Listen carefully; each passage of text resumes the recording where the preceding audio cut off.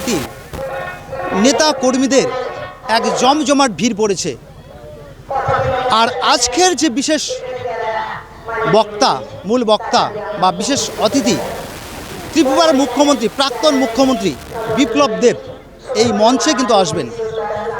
ইতিমধ্যেই ভারতীয় জনতা পার্টির পক্ষ থেকে বিভিন্নভাবে সাজিয়ে তোলা হয়েছে, প্রশাসনিক তৎপরতাও রয়েছে এবং ভারতীয় জনতা পার্টির নেতা কর্মীদের মধ্যে একটা উৎসাহ উদ্দীপনা রয়েছে।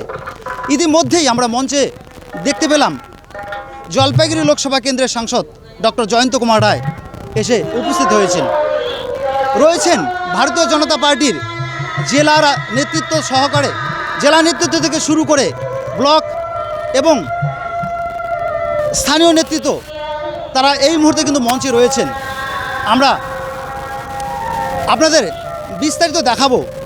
হয়তো একটু পরেই আজকের এই পরিবর্তন সংকল্প সভায় উপস্থিত হবেন ত্রিপুরার প্রাক্তন মুখ্যমন্ত্রী বিপ্লব দেব। আর ইতিমধ্যেই এক ভারতীয় জনতা পার্টির নেতা কর্মীদের যথেষ্ট সমাগম হয়েছে।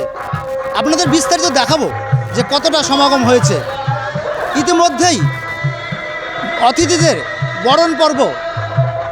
বরণ করে নেওয়া হয়েছে, অর্থাৎ বরণ পর্ব সমাপ্ত হয়েছে। হয়তো পরবর্তীতে আবার বরণ পর্ব চলবে। মঞ্চে অনুষ্ঠিত হচ্ছে ভাউয়া গান।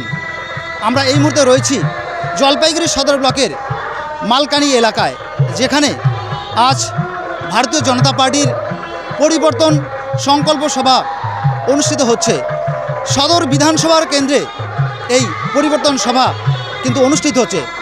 মোট কথা মালকানি এলাকায় আমরা আপনাদের বিস্তারিত চিত্র তুলে ধরার চেষ্টা করব যে কতটা ভারতীয় জনতা পার্টির নেতা কর্মীদের সমাগম হয়েছে।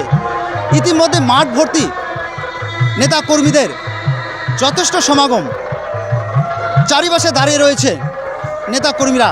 রাস্তা দিয়েও দেখতে পাচ্ছেন কতটা নেতা কর্মীদের সমাগম রয়েছে। আমরা বিস্তারিত তুলে ধরার চেষ্টা করব, কেননা একটু পরেই হয়তো যে মূল বক্তা অর্থাৎ মূল অতিথি তিনি এই মঞ্চে উপস্থিত হবেন। ভাষ্যকার ঘোষণা করেছেন যে অল্প সময়ের মধ্যেই হয়তো যে মূল বক্তা অর্থাৎ ত্রিপুরার প্রাক্তন মুখ্যমন্ত্রী বিপ্লব দেব এই মঞ্চে আসবেন।